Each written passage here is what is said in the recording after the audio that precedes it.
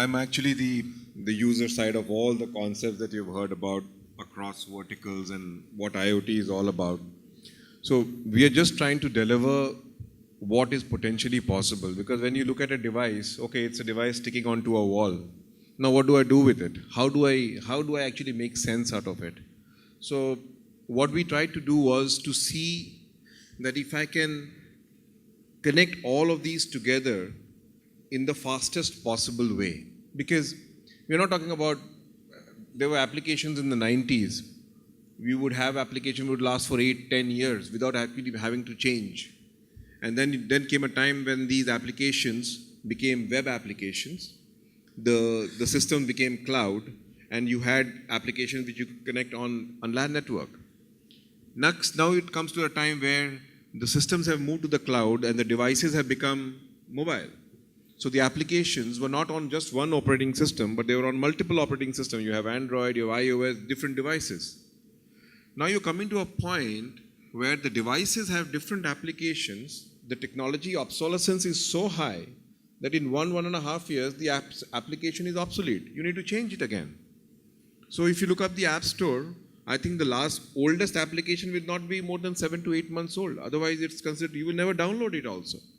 So it is absolutely horrendous to be able to constantly build applications and then keep on changing it. It takes 6 to 7 months to make an application, and in month 12, there is an update from iOS, Android, you have to change it again. You're still working on the same application.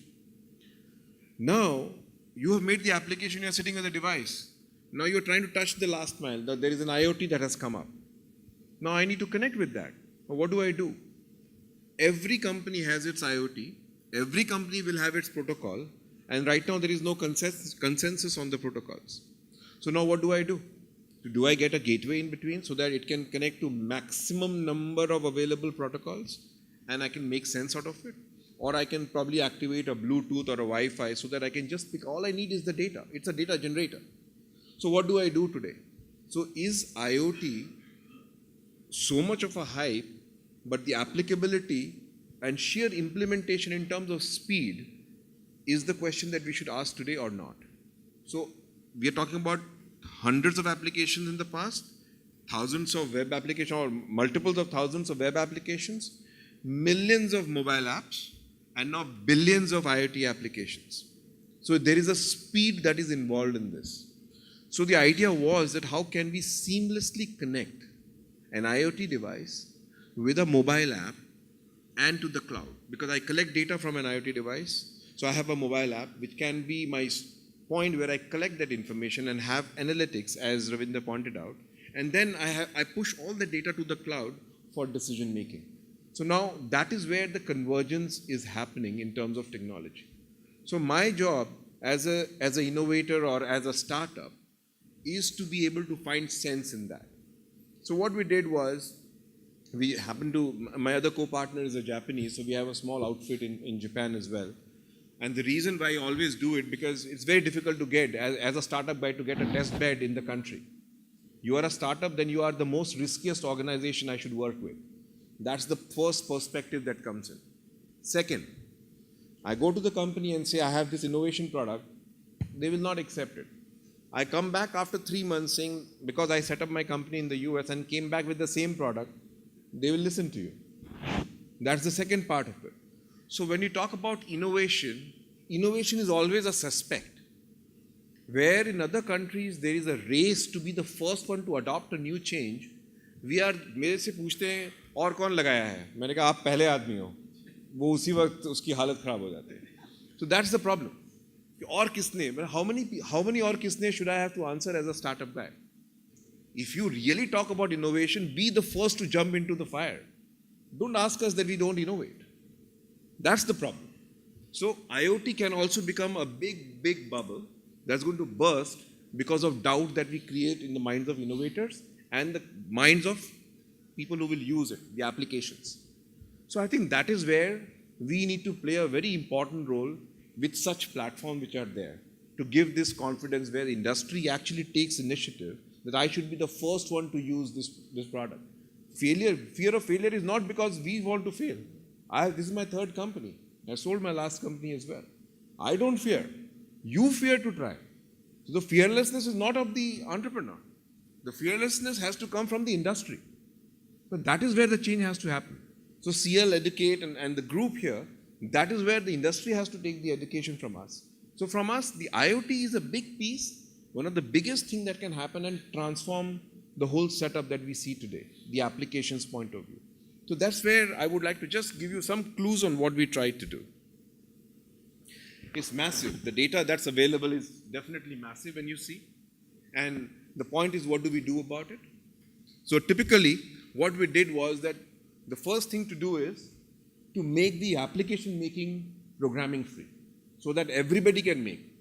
I can tell that even if I tell my wife or my father, okay, why don't you make something that you want? I want to make a small application that can take care of my daily needs in the house. Can I do that? That is where I come from. I design a house, I have all the gadgets which are connected, and can I make my own design for the house that my screen is available across all the devices that are there. My daughter has it, my son has it, my wife has it, I have it. And I go into the room, I can just open the application, okay, I want to switch on the TV. Everybody can switch on the TV. Or I can switch on the AC, I can do everything. Now that level of freedom is available. That is where the innovation will actually expand. The volume will come in when everybody can actually do it themselves, because there are billions of stuff that we can do out of it. So again, that is where the limitation that I see, because as I think Sumit also mentioned about this fact that it is not about trying to give everybody an individual different application across a horizontal.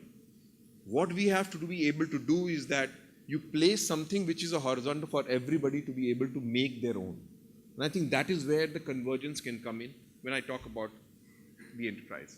So as a product, what we did was we actually made an application maker without programming. That it's like basically designing. You can do a PowerPoint slide and those slides become mobile pages and gives you an Apple output, an Android output, devices, all devices that you name. A new one is coming like a Ubuntu, I can give you an output there as well. So now you forget about the fact that, oh, I have to make an application, only then I can talk to IoT. So now that takes care. So what we did was, this is the whole structure. It looks very complex, but it is very simple to look at. So if I point out here, the device ultimately has a local database. You have a storage in your device. And from the Bluetooth, I can connect to the world of IoTs anywhere. It can be a sensor, it can be through an IoT router, it can be a device. I can do everything that's possible. And this is my small little device I'm sitting with.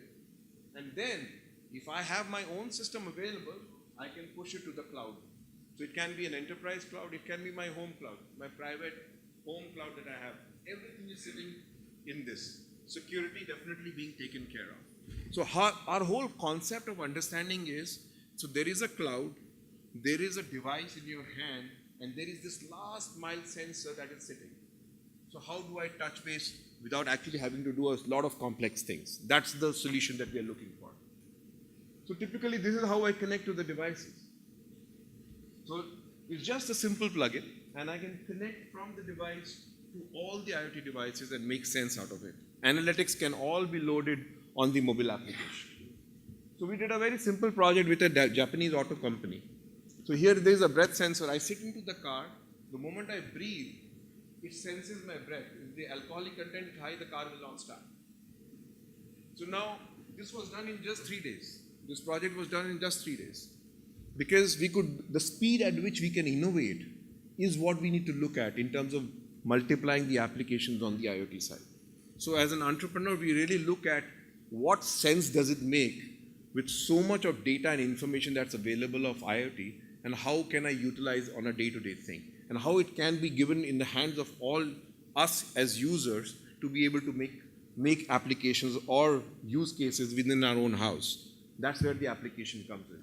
So we could actually do all of that process and take it to the cloud and sense the whole concept of how data is being exchanged from a breath being converted to an electrical circuit, giving a data, whether it is high or low in terms of the alcoholic content, and then a decision is taken by the car to not start the ignition. So this is the whole process.